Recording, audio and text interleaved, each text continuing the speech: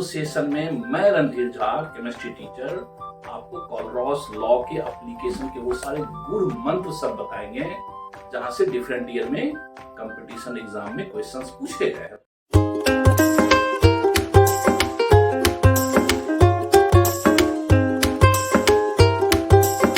Student, you are watching Adhyam World Channel. Myself Randhir Jha chemistry teacher. जैसा कि आपको पता है कि हम लोग इलेक्ट्रोकेमिस्ट्री के पार्ट ए और पार्ट बी के वीडियो सेशन में हैं। पूरे इलेक्ट्रोकेमिस्ट्री को 4 पार्ट में हम लोग डिवाइड किए थे। पार्ट ए में इलेक्ट्रोलाइसिस और फैराडे लॉ पे हम लोग एक्सप्लेनेशन किए थे। पार्ट बी में कंडक्टेंस ऑफ सॉल्यूशन और पार्ट सी में गैल्वेनिक सेल और सेल पोटेंशियल और पार्ट डी में हम लोग different type of galvanic cell की बात करेंगे। ओके, तो हम लोग पार्ट बी के कंडक्टेंस ऑफ सॉल्यूशंस पे कॉलरॉस लॉ को एक्सप्लेन किए प्रीवियस क्लास में, जिसका डिस्क्रिप्शन में आपको लिंक रहेगा। कॉलरॉस लॉ जो इलेक्ट्रोलाइटिक सॉल्यूशन के कंडक्टेंस के बारे में कुछ लॉ देता है कि सॉल्यूशन का जो कंडक्टेंस होता है, लिमिटिंग कंडक्टेंस, जो कंडक्टिविटी जो होता है, वो उस सॉल्यूशन में प्रेजेंट आयन के आयनिक कंडक्टिविटी का सम होता है और आयनिक कंडक्टिविटी उस आयन के आयनिक मोबिलिटी का डायरेक्टली प्रोपोर्शनल होता है। तो इसको प्रीवियस क्लास में हम लोग डिस्कस कर दिए और आज का जो क्लास है वो बहुत ही बेहतरीन क्लास है, क्योंकि जब भी हम कोई चीज पढ़ते हैं, लॉ, रूल्स, थ्योरी, जो भी बातें होती है, फार्मूलाज, तो उसका एप्लीकेशन कहाँ पे है। क्योंकि कंपटीशन जो होता है वो अक्सर एप्लीकेशन पार्ट से क्वेश्चंस को हिट करता है, चाहे आईआईटी मेन हो या फिर जेईई एडवांस हो, आईआईटी के एडवांस के पेपर में, चाहे नीट के कंपटीशन पेपर में, अक्सर क्वेश्चन देखा गया कॉलरॉस लॉ के एप्लीकेशन से है। तो आज के वीडियो सेशन के अंत तक आप सभी बने रहिए और आज के वीडियो सेशन में मैं रणधीर झा केमिस्ट्री टीचर आपको कॉलरॉस लॉ के एप्लीकेशन के वो सारे गुण मंत्र सब बताएंगे जहां से डिफरेंट ईयर में कंपटीशन एग्जाम में क्वेश्चंस पूछे गए हैं प्रीवियस ईयर में। तो चलिए बच्चों, चलिए स्टूडेंट, स्टार्ट करते हैं हम लोग कॉलरॉस लॉ का एप्लीकेशन। पेन, कॉपी, कलम जितने भी हैं सब खोल लीजिए, शांत हो जाइए और अपने स्क्रीन के सामने बहुत बेहतरीन ढंग से वीडियो के अंत तक बने रहिए। तो स्टार्ट करते हैं। तो आज का जो सेशन है वो हम लोग का बच्चों, लिखिए, आप नोट स्टार्ट कर दीजिए। क्या पढ़ेंगे बच्चों? Application. Application of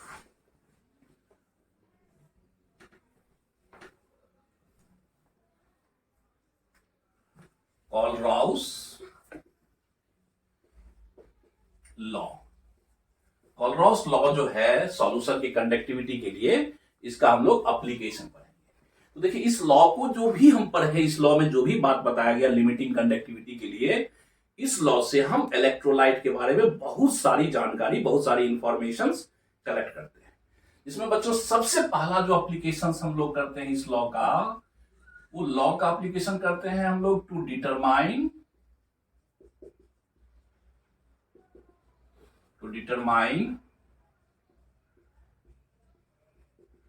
conductivity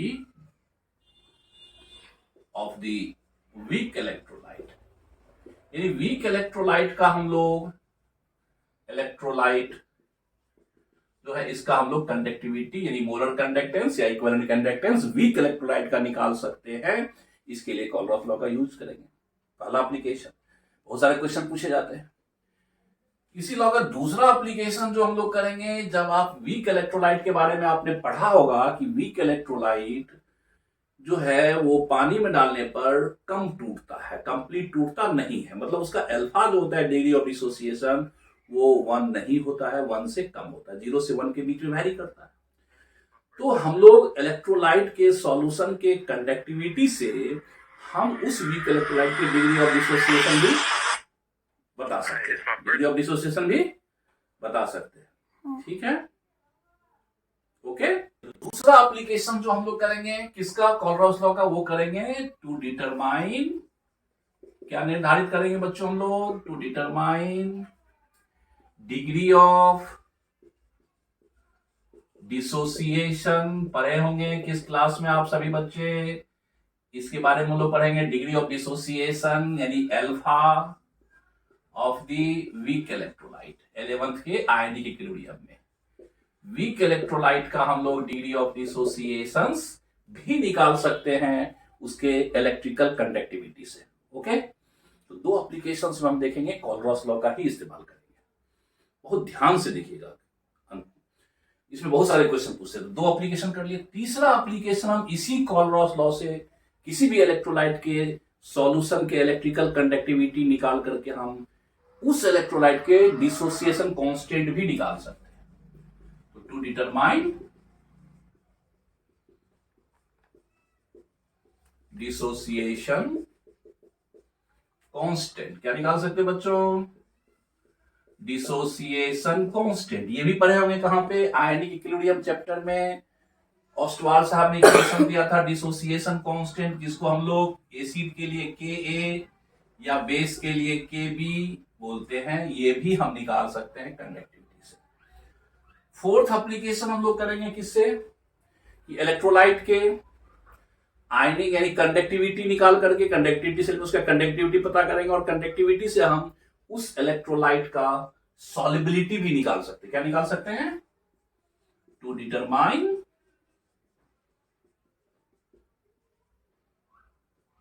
determine solubility. जानते हैं हर इलेक्ट्रोलाइट का अपना अपना सॉल्युबिलिटी होता है। याद होगा सॉल्युबिलिटी भी पढ़े थे कहां पे हम लोग? इलेक्ट्रोलाइट सॉल्ट की सॉल्युबिलिटी आयनिक इक्विलिब्रियम में। तो ये भी हम कंडक्टिविटी से अगर आप सॉल्युबिलिटी निकालते हैं तो समझिए आप कोलरॉस लॉ का इस्तेमाल कर रहे हैं। ओके, तो ये सॉल्युबिलिटी निकाल सकते हैं एंड सॉल्युबिलिटी प्रोडक्ट।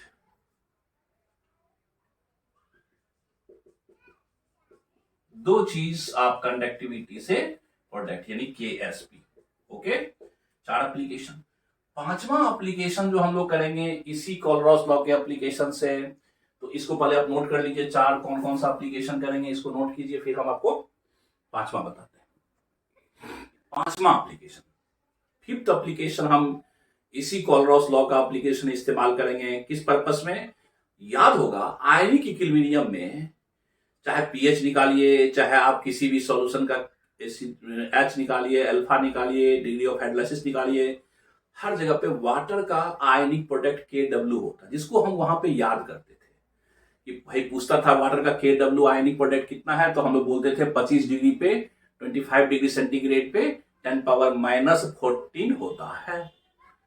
तो ये 10⁻⁻14 जो है वाटर का आयनिक प्रोडक्ट KW, ये डिटरमाइंड कैसे हुआ, इसका निर्धारण कैसे हुआ?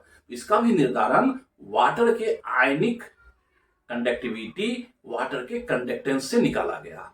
तो फिफ्थ एप्लीकेशन जो है बड़ा इंपॉर्टेंट है, टू डिटरमाइन आयनिक प्रोडक्ट यानी KW ऑफ वाटर। वाटर का KW भी हम लोग निकाल देते हैं। वाटर का KW आपको वैल्यू याद है, जो आयनिक इक्विलिब्रियम चैप्टर में हम लोग याद रखते थे KW का वैल्यू। लेकिन यहां पे हम देखेंगे कि किस तरह से इलेक्ट्रोलाइटिक सॉल्यूशन में हम वाटर का कंडक्टेंस को पता करके हम क्या करेंगे, वाटर का KW निकाल लेंगे। तो आज जो KW का वैल्यू है वो भी कोलरॉस लॉ का ही एप्लीकेशन है। ओके, तो ये 5 एप्लीकेशन आपको KW यानी कोलरॉस लॉ का एप्लीकेशन है। ओके, उसके बाद 6 एप्लीकेशन जो है वो हम लोग बड़ा इंपॉर्टेंट है। एसिड बेस को जब हम लोग रिएक्ट करते हैं, जब एसिड को बेस में रिएक्ट करते हैं तो इसको कहते हैं न्यूट्रलाइजेशन रिएक्शन। और जब एसिड बेस को मिलाते हैं तो ये रिएक्शन कब खत्म हुआ उसको बोलते हैं एंड पॉइंट, टाइट्रेशन पॉइंट। तो इसका निर्धारण टाइट्रेशन में, एसिड बेस न्यूट्रलाइजेशन का टाइट्रेशन का भी निर्धारण हम लोग आयनिक इक्विलिब्रियम में इंडिकेटर से करते थे। लेकिन यहां पे हम लोग कंडक्टिविटी से डिटरमाइन करेंगे। किससे करेंगे? इसको कहते हैं कंडक्टोमेट्रिक टाइट्रेशन। क्या कहते हैं? कंडक्टोमेट्री टाइट्रेशन यानी कंडक्टिविटी टाइट्रेशन। तो इसमें भी हम कोलरॉस लॉ का यूज करते हैं, conductivity titration, conductivity titration. Okay, 6 application. Seventh application जो है कॉलरॉस लॉ में, ये हम लोग करते हैं टू डिटरमाइन ट्रांसपोर्ट नंबर। यानी हम लोग ट्रांसपोर्ट नंबर नाम का एक टर्म होगा जो प्रीवियस क्लास में पढ़े थे, वो भी हम लोग निकाल लेते हैं कॉलरॉस लॉ के एप्लीकेशन से। तो मतलब हम लोग कॉलरॉस लॉ को अलग अलग पर्पज से इलेक्ट्रोलाइट के लिए इस्तेमाल करेंगे। ओके, साथ में सब वन बाय वन हम एप्लीकेशन देखेंगे, क्योंकि इसमें समझिए 7 टाइप के क्वेश्चन आपसे पूछे जाएंगे। तो चलिए अब हम लोग स्टार्ट करते हैं। सबसे फर्स्ट एप्लीकेशन पे हम लोग ध्यान देते हैं। पहला एप्लीकेशन क्या था, याद कीजिए, अभी जस्ट हम बताया है कि कॉलरॉस लॉ का जो भी नियम है इसका इस्तेमाल करेंगे हम लोग क्या करने के लिए, वीक इलेक्ट्रोलाइट का कंडक्टिविटी निकालने के लिए। कहां से, with respect to strong electrolyte. तो सबसे फर्स्ट एप्लीकेशन जो हम लोग करने वाले हैं वो करने वाले हैं टू डिटरमाइन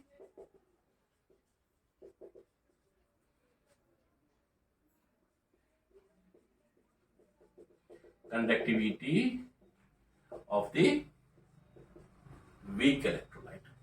तो सर क्यों वीक इलेक्ट्रोलाइट का हम लोग, वीक इलेक्ट्रोलाइट का हम लोग क्या निकाल सकते हैं, कंडक्टिविटी। तो सर क्यों वीक इलेक्ट्रोलाइट का सॉल्यूशन बना करके हम लोग क्या कंडक्टिविटी सेल में डाल करके हम उसका मेजरमेंट नहीं कर सकते? नहीं कर सकते। क्यों नहीं कर सकते? क्योंकि वीक इलेक्ट्रोलाइट का बहुत बड़ा एक अवगुण होता है कि वो कंप्लीट डिसोसिएट होता ही नहीं है। और अगर कंप्लीट डिसोसिएट होगा, यानी जितना डालोगे उतना सारा आयन बन जाए, वो सिर्फ इनफाइनाइट डाइल्यूशन पे होगा। और इनफाइनाइट डाइल्यूशन प्रैक्टिकली पॉसिबल नहीं है कि कितना वॉल्यूम रखने पर वो कंप्लीट टूटेगा। इसका मतलब वीक इलेक्ट्रोलाइट का एक लिमिटिंग कंडक्टिविटी, मैक्सिमम कंडक्टिविटी हमें कभी मिल ही नहीं सकता। तो क्या करते हैं, स्ट्रॉन्ग इलेक्ट्रोलाइट से हम लोग इसको निकालते हैं। तो इस जो वीक इलेक्ट्रोलाइट के कंडक्टिविटी निकालने के लिए हम लोग यूज करेंगे, इसमें क्या कंसेप्ट यूज करेंगे, विथ रिस्पेक्ट टू WRT, मतलब with respect to strong electrolyte.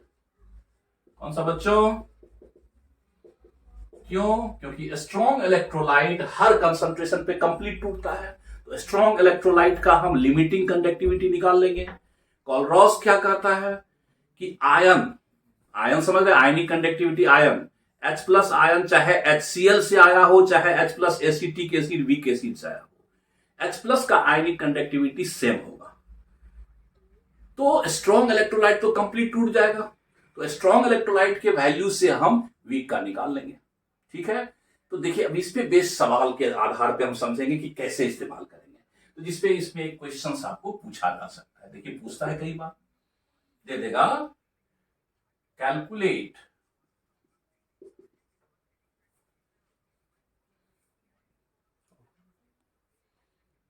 पहला जो एप्लीकेशन है कि किसी भी वीक इलेक्ट्रोलाइट का हम कंडक्टिविटी निकाल सकते हैं। कैसे? किसी स्ट्रॉन्ग का जब दिया रहे तब, क्योंकि स्ट्रॉन्ग का तो हम किसी भी कंसंट्रेशन पे कंप्लीट टूट जाता है, लेकिन वीक का इलेक्ट्रोलाइट पूरा टूटता नहीं है, इसलिए पूरा आयन उसका मिलेगा ही नहीं, इसलिए उसका लिमिटिंग कंडक्टिविटी नहीं मिलेगा। तो देखिए ये क्वेश्चंस क्या कर रहा है, ये एक सवाल के माध्यम से हम इस एप्लीकेशन को सीख रहे हैं। ध्यान दीजिएगा इस पे बड़ा ढंग से, कि calculate the molar conductivity of acetic acid. देखिए ये वीक है, मालूम है एसिटिक एसिड वीक एसिड है। If value of molar conductivity of HCl, NaCl and sodium acetate are 426.1, 126.5 and 91 Simon centimeter square mole inverse respectively। कह यदि हम HCl का वैल्यू दे दिए, NaCl का वैल्यू दे दिए और इसका वैल्यू दे दिए, तीन इलेक्ट्रोलाइट के सॉल्यूशन का लिमिटिंग मोलर कंडक्टिविटी, तो क्या आप एसिटिक एसिड का निकाल सकते हैं? वैसा एकदम निकाल सकते हैं।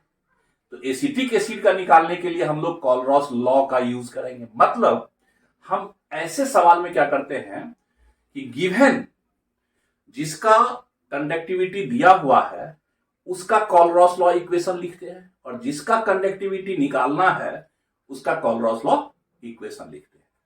तो सबसे पहले आप क्या करेंगे, देखिए हम लोग इसका सॉल्यूशन बनाने का प्रयास करते हैं।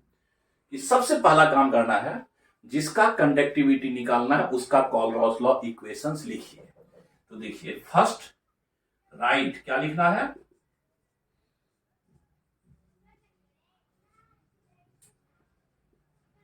कॉलरॉस लॉ इक्वेशन फॉर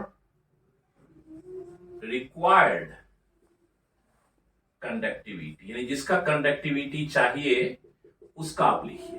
तो किसका चाहिए बेटा? एसिटिक एसिड का। तो देखिए क्या लिखेंगे, ये हो गया मोलर कंडक्टिविटी किसका? एसिटिक एसिड का। देखिए ऐसे लिख दिए। यहां पे कहा लिमिटिंग मतलब इनफाइनाइट पे। अब देखिए अगर हम इसको सॉल्यूशन में देंगे तो आयन कौन कौन होगा? Ionic conductivity of acetate ion, क्योंकि एसिटिक एसिड एसिटेड आयन देगा, ठीक है, plus ionic conductivity of H plus ion. ये आपने लिख दिया। मतलब जिस इलेक्ट्रोलाइट का कंडक्टिविटी निकालना हो या पूछ रहा है सवाल में, उसका पहले आप कोलरॉस इक्वेशन लिख दीजिए। अब क्या करना है, जिसका कंडक्टिविटी दिया हुआ है, जैसे HCl का, NaCl का, सोडियम एसिटेट का, अब इसका कोलरॉस लॉ इक्वेशन लिखिए। तो नेक्स्ट स्टेप में क्या करेंगे, स्टेप 2,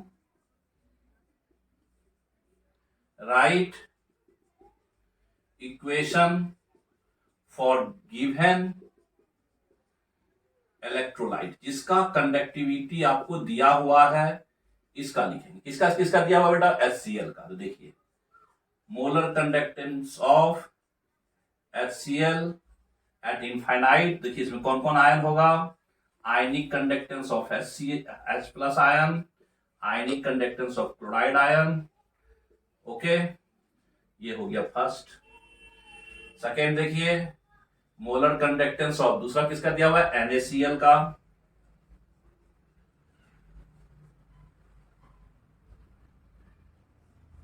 ये सोडियम आयन का आयनिक कंडक्टिविटी प्लस क्लोराइड आयन का आयनिक कंडक्टिविटी, इक्वेशन 2। और तीसरा किसका दिया हुआ है आपको? देखिए जगह नहीं है तो हम यहां लिख देते हैं, molar conductance of sodium acetate. चलिए हम फिर लिख देते हैं, इसको लिख लीजिए, फिर हम इसको मिटा के लिखते हैं। चलिए हम यहां पे थोड़ा सा लिख देते हैं, आपको जगह की कमी है, तो 3 का आप लिखना है।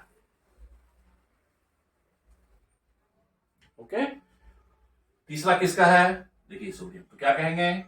Molar conductance of sodium acetate. Okay, infinite direction. कौन कौन आयन देगा पानी में देंगे? तो ये होगा ionic conductivity of acetate ion plus ionic conductivity of sodium ion. अब आपको करना कुछ नहीं है, थोड़ा सा दिमाग लगाना है। निकालना था हमें किसका? एसिटिक एसिड का। तो एसिटिक एसिड में हमें ये तीनों का दिया हुआ है, 1 2 3, और निकालना किसका है? देखिए molar conductance of acetic acid. देखिए इसमें कौन है? एसिटेड आयन है और H प्लस आयन है। अब देखिए किस किस में वो आयन है जो इसमें है। तो एसिटेड आयन देखिए इसमें है, और हाइड्रोजन आयन देखिए HCl में है। तो कॉमन आयन वाले को ऐड करना है, ध्यान देखिए कॉमन आयन वाले को ऐड करना है। तो कॉमन आयन मतलब इसमें कौन कौन आयन है? एसिटेड आयन और H प्लस आयन। इसमें देखिए एसिटेड आयन है और इसमें H प्लस है। तो क्या हो जाएगा? Molar conductance of sodium acetate जो दिया हुआ है, plus molar conductance of HCl। देखिए हाइड्रोजन यहां से आ गया, एसिटेट यहां से आ गया, और इसके ऐड करने से देखिए सोडियम और क्लोरीन बढ़ गया इसमें, तो इसको माइनस कर देंगे। तो that's why molar conductance of NaCl कर दिए। अब इससे वैल्यू आपको मिल गया। अब वैल्यू पुट कर दीजिए। देखिए सोडियम एसिटेट का वैल्यू कितना है? देखिए यहां पे 1 2 3, तो ये 91। ओके, 91 प्लस HCl का वैल्यू कितना है? देखिए 426.1, दोनों को ऐड कर दिए, क्योंकि इसमें वो आयन है जो इसमें आयन है। अब माइनस किसको कर दिए? सोडियम क्लोराइड का कितना है? 126.5। बस हो गया, निकल गया फिर से। तो इसमें हम लोग इस क्वेश्चन में कौन सा यूज किए? कोलरॉस लॉ का ही इक्वेशन को यूज किए हैं वीक इलेक्ट्रोलाइट का निकालने के लिए। तो कहोगे सर फर्स्ट एप्लीकेशन है, इस पे क्वेश्चन पूछ रहा है। ओके, इसको आप नोट कर दीजिए, कैलकुलेशन करके यही आंसर होगा। ओके, अब देखिए इसी कोलरॉस लॉ का हम उसी पे दूसरा क्वेश्चन देते हैं। पहला क्वेश्चन तो आपने क्या देखा? HCl का, सोडियम क्लोराइड का, सोडियम एसिटेट का मोलर कंडक्टेंस दिया हुआ था, और पूछ रहा था एसिटिक एसिड का। तो क्या किया हम लोग, कॉमन आयन वाले को ऐड कर दिए और ऑड आयन वाले को सब्सट्रैक्ट कर दिए। ये भी सवाल देखिए इसी पे है, ये सवाल पूछा हुआ है कई एग्जाम में। कह रहा है हमें फॉर स्ट्रॉन्ग इलेक्ट्रोलाइट्स, कुछ स्ट्रॉन्ग इलेक्ट्रोलाइट्स है, the value of molar conductivity at infinite dilutions are given below. जैसे NaCl का, BaCl2 का, सोडियम हाइड्रोक्साइड का ये वैल्यू दिया हुआ है। एस मतलब Simon centimetre square mole inverse. कह रहा calculate molar conductance of barium hydroxide. इसका निकालना बच्चों आपको बेरियम हाइड्रोक्साइड। तो देखिए निकालना किसका है, बेरियम हाइड्रोक्साइड। इसमें बेरियम आयन है, इसमें हाइड्रोक्साइड आयन है। बेरियम आयन है और हाइड्रोक्साइड, बेरियम का कोफिशिएंट 1 है, हाइड्रोक्साइड का 2 है। तो क्या करेंगे, निकालना है बेरियम हाइड्रोक्साइड का। तो देखिए किसमें कॉमन आयन है, तो बेरियम यहां पे भी है और हाइड्रोक्साइड, ये दोनों को ऐड करेंगे। तो देखिए निकालने के लिए बड़ा सिंपल तरीका, बहुत ज्यादा लिखने की जरूरत नहीं है। एग्जाम में ज्यादा लिखेंगे टाइम बर्बाद होती है, आंसर घूम करके वही आता है। खास करके IIT में और नीट में आपको टाइम की बहुत जरूरत होता है। तो आपको करना क्या है, देखिए निकालना क्या है, इसके कॉमन आयन वाले को ऐड करेंगे। तो निकालना है बच्चों किसका हमको, molar conductivity of barium hydroxide. Okay, तो इसमें बेरियम है, हाइड्रोक्साइड, तो कॉमन आयन जो है उसको ऐड करेंगे। तो देखिए किसको ऐड करेंगे, मोलर कंडक्टिविटी ऑफ BaCl2। देखिए ये इसको ऐड कर दिए। ओके, अच्छा फिर हाइड्रोक्साइड किसमें है, sodium hydro plus molar conductivity of sodium hydroxide. Okay, लेकिन कहोगे सर एक चीज तो कमी है, यहां पे 1 मोल हाइड्रोक्साइड है जबकि इसमें 2 मोल हाइड्रोक्साइड का है। तो क्या करेंगे, इसको ऐड करने के बाद हमें ध्यान रखना है कि रिक्वायर्ड में 2 मोल की रिक्वायरमेंट है, यहां पे गिवन में 1 ही मोल है, तो इसको हमको 2 से मल्टीप्लाई कर देंगे। ओके, 2 से मल्टीप्लाई कर देंगे। तो ये देखिए ये ऐड हो गया। अब इस जब ऐड किए तो सोडियम और इसमें क्लोराइड का इजाफा हो गया, तो इसको घटाना है। तो घटाएंगे किसको, तो घटाने के लिए देखिए मोलर कंडक्टिविटी और देखिए इसमें किसका, सोडियम क्लोराइड का दिया हुआ है, सोडियम क्लोराइड। लेकिन सोडियम क्लोराइड इसमें से ऐड हो गया, देखिए क्लोराइड हो गया 2 ऐड हो गया और सोडियम भी 2 ऐड हो गया। इसको सब्सट्रैक्ट भी हम क्या करेंगे, 2 करके करेंगे। हो गया ना, सब वैल्यू को पुट कर दीजिए, निकाल लीजिए, सब वैल्यू को पुट कर दीजिए। पुट कर दे, कुछ नहीं है, कोई माथा पच्ची नहीं करना है। तो देखिए बेरियम क्लोराइड का कितना है, बेरियम क्लोराइड का यहाँ पे 280 दिया हुआ, 280 प्लस सोडियम हाइड्रोक्साइड का कितना, देखिए 248 ओम यानी साइमन सेंटीमीटर पर दिया हुआ। लेकिन हमको कितना चाहिए, ये 2 चाहिए, तो मल्टीप्लाई 2 कर दिए। क्यों 2 किए, देखिए क्योंकि यहाँ पे बेरियम हाइड्रोक्साइड में 2 मोल ऑफ हाइड्रोक्साइड है, क्योंकि सोडियम हाइड्रोक्साइड में 1 ही है, तो 2 से मल्टीप्लाई कर दिए। अब माइनस किसको कर दिए, यहाँ पे देखिए सोडियम क्लोराइड, सोडियम क्लोराइड का यहाँ है 126.5। ओके, लेकिन 2 से मल्टीप्लाई करके माइनस कर दिए।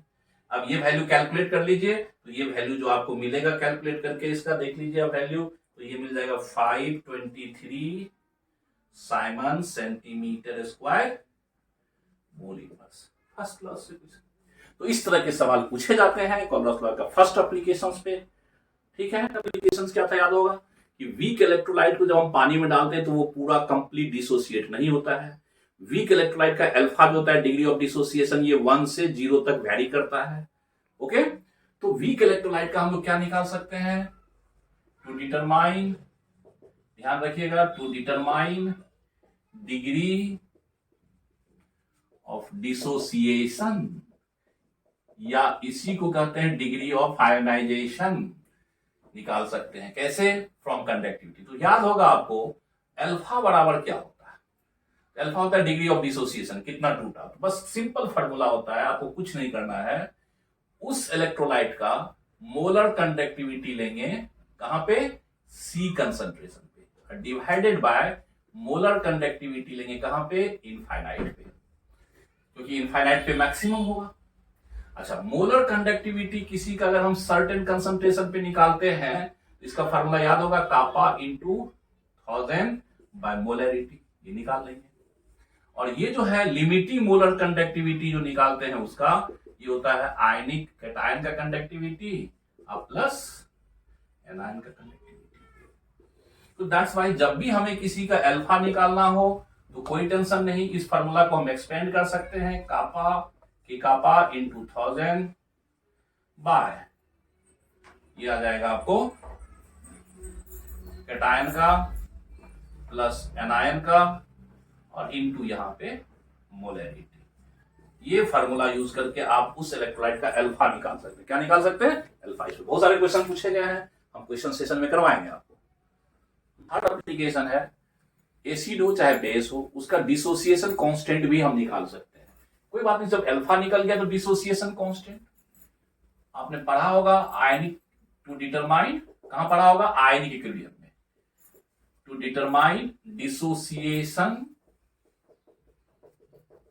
कांस्टेंट क्या निकाल सकते हैं हम लोग? Dissociation constant. याद होगा डिसोसिएशन कांस्टेंट एसिड के लिए Ka, बेस के लिए Kb, इस तरह से हम लोग लिखते हैं। ठीक है, डिसोसिएशन कांस्टेंट, डिसोसिएशन कांस्टेंट हम लोग निकाल सकते हैं। मान लीजिए सपोज दैट ये एसिटिक एसिड नाम का एक इलेक्ट्रोलाइट है। जैसे इसको पानी में देते हैं तो ये acetate ion plus H plus ion आता है। शुरू में मान लीजिए व्हेन टाइम वाज 0 तो ये आपने कितना दिया? C मोलर कंसंट्रेशन लिया। कितना लिया?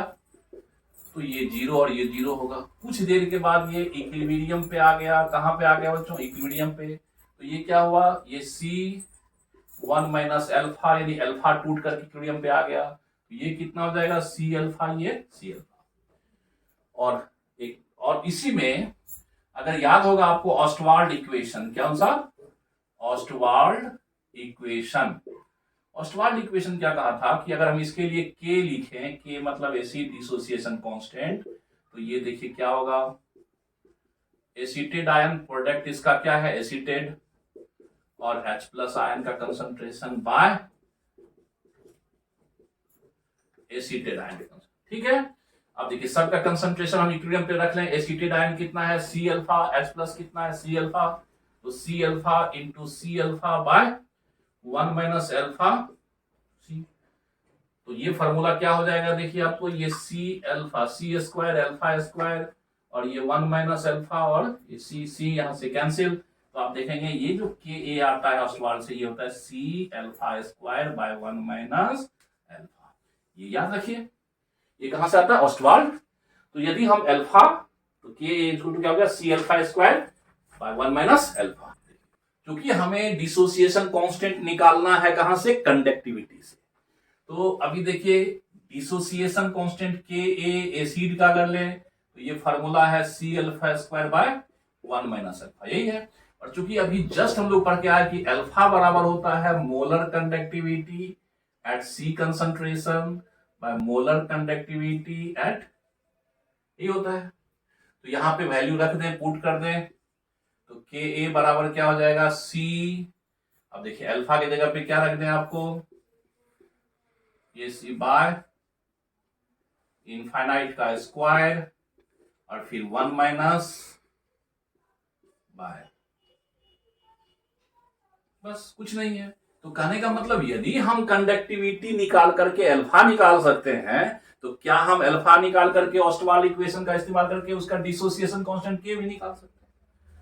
तो कॉलरस लॉ का ये भी यूज है। ओके, तो हम लोग अब देखिए, हम लोग सॉलिबिलिटी, कुछ ऐसे इलेक्ट्रोलाइट होते हैं खास करके सॉल्ट, जो पानी में स्पेरिंगली सॉल्युबल होता है। स्पेरिंगली सॉल्युबल मतलब कम सॉल्युबल होता है। तो हर सॉल्यूट का, चाहे वो सॉल्यूट इलेक्ट्रोलाइट हो या नॉन इलेक्ट्रोलाइट हो, तो यदि इलेक्ट्रोलाइटिक सॉल्यूट है तो उसके सॉल्युबिलिटी, जो आयनिक इक्विलिब्रियम में आपने 11th में पढ़ा है, या हमारे भी आयनिक इक्विलिब्रियम के चैप्टर में सॉल्युबिलिटी और सॉल्युबिलिटी प्रोडक्ट पे बहुत बड़ा लेक्चर भी हम लोग दिए हैं। तो सॉल्युबिलिटी भी हम लोग निकाल सकते हैं कहां से? इलेक्ट्रोलाइट के सॉल्यूशन के कंडक्टिविटी से। क्या निकाल सकते हैं? सॉल्युबिलिटी। तो कॉलरॉस लॉ का इस्तेमाल करके we can also determine solubility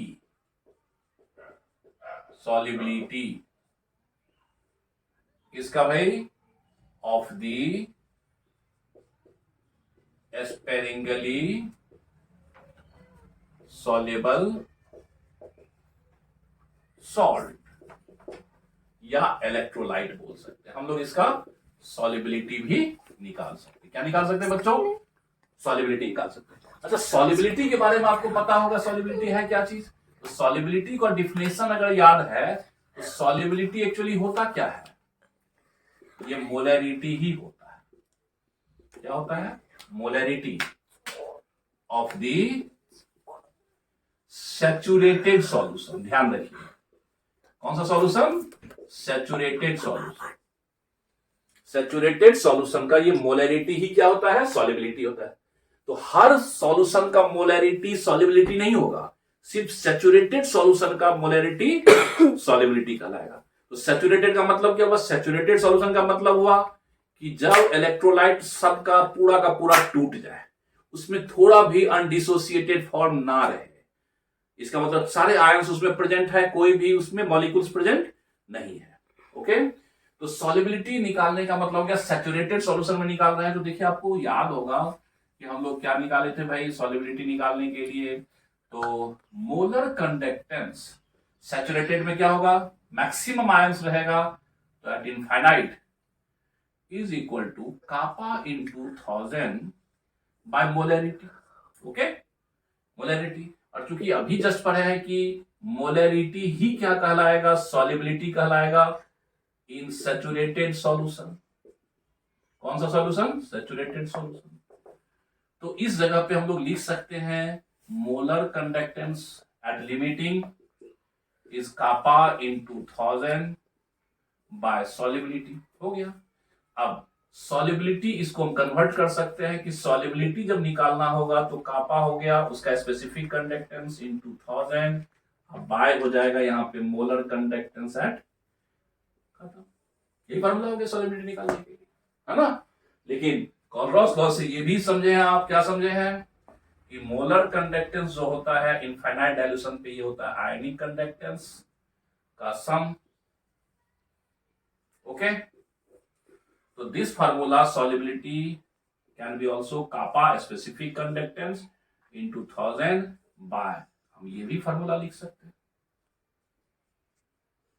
ये भी लिख सकते हैं। तो क्या हम लोग कोलरॉस लॉ का इस्तेमाल करके हम सॉल्युबिलिटी भी निकाल सकते हैं? किसका? इलेक्ट्रोलाइटिक सॉल्यूट का। नॉन इलेक्ट्रोलाइट का, नॉन इलेक्ट्रोलाइट तो आयन देगा ही नहीं, उसमें कंडक्टिविटी आएगा नहीं, तो कंडक्टिविटी निकाल लेंगे सॉल्यूशन का, फिर उसका सॉल्युबिलिटी में हम कन्वर्ट कर देंगे दिस फार्मूला से। तो 5 एप्लीकेशन। अब देखिए, हम लोग वाटर जो है बड़ा इंपॉर्टेंट सॉल्वेंट है, आपको पता है पूरा केमिस्ट्री में, क्योंकि जब भी हम कोई सॉल्यूशन बनाते हैं, चाहे इलेक्ट्रोकेमिस्ट्री में कंडक्टिविटी के लिए, चाहे आयनिक मीडियम में, वाटर में बनाते हैं, क्योंकि वाटर में ही हर इलेक्ट्रोलाइट कंप्लीट मैक्सिमम डिसोसिएट होता है। तो वाटर का आयनिक प्रोडक्ट यानी KW हम निकालते हैं कैसे? वाटर के कंडक्टिविटी से। तो प्योर वाटर का हम कंडक्टिविटी हम लोग एक्सपेरिमेंट करके निकाल लेते हैं।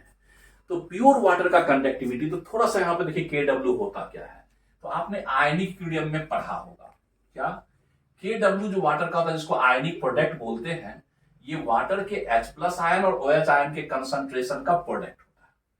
कोई पूछेगा what is the ionic product of water, तो सिंपल कहोगे कि पानी जो है वाटर टूटकर जो आयन देता है, उसके आयन के कंसंट्रेशन के प्रोडक्ट को, मल्टीप्लिकेशन को हम लोग क्या बोलते हैं?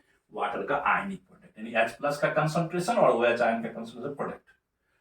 तो आपको पता है कि प्योर वाटर अगर होगा तो उसमें जितना H+ होगा उतना ही OH होगा। क्यों भाई? तो देखिए, वाटर जब टूटता है तो ये देखिए एक H+ देगा और एक OH बैलेंस है, तो जितना H+ होगा उतना ही OH होगा प्योर वाटर में। तो प्योर वाटर में ये जितना H+ का कंसंट्रेशन होगा उतना ही OH का होगा। तो इसीलिए हम लोग KW जो H+ और OH है, तो हम OH की जगह पे H+ भी लिख सकते हैं। तो KW बराबर क्या होगा? H+ आयन के कंसंट्रेशन का स्क्वायर।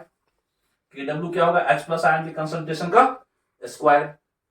तो अगर हमें KW निकालना है तो H+ आयन का कंसंट्रेशन, यानी आयन का कंसंट्रेशन वाटर में, प्योर वाटर में। अब देखिए, molar conductance of water limiting जो होगा, तो ये होगा specific conductivity of water into 1000 by molarity. Molarity क्या है? तो मोलैरिटी वाटर, प्योर वाटर में प्रेजेंट आयन का कंसंट्रेशन है H+। बात समझ में आ रहा है? H+। तो हम लोग इस फार्मूला को यहाँ पे मोलैरिटी को हटा करके हम यहाँ पे कापा वाटर का इंटू 1000 बाय H+ का कंसंट्रेशन लिख सकते हैं। चूंकि हमें H+ निकालना है पर्पस KW के लिए, तो देखिए specific conductance into 1000 by molar conductance of water, limiting molar conductance of water, ये एक्सपेरिमेंट करके मिल जाता है हमको। अच्छा, ये कोलरॉस कहता है कंसंट्रेशन ऑफ H+ का आयनिक कंडक्टिविटी और OH का ये सम। तो ऐसे हम लोग H प्लस निकाल लेंगे। क्या निकाल लेंगे? अब देखिए वाटर का, आप पहले इसको नोट कर लीजिए, वाटर का कापा फिक्स होता है, वाटर का लिमिटिंग मोलर कंडक्टिविटी फिक्स होता है। एक्सपेरिमेंट करके हम कंडक्टिविटी सेल से निकाल लेते हैं, उसी को कन्वर्ट कर लेंगे। तो इसको पहले लिख लीजिए, फिर हम डाटा देते हैं। चलिए अब देखिए वाटर का यदि हमको क्या निकालना है, KW, तो KW के लिए हमें क्या चाहिए, H प्लस का कंसंट्रेशन। देखिए H प्लस के कंसंट्रेशन स्क्वायर, और H प्लस के लिए हम क्या निकालेंगे, ये फार्मूला। ठीक है, तो देखिए कैसे सिंपल हम सीधा वाटर, प्योर वाटर के कंडक्टिविटी से हम कैसे KW निकालेंगे। तो देखिए कुछ डाटा याद रखिए कंडक्टिविटी सेल में। तो सम इंपॉर्टेंट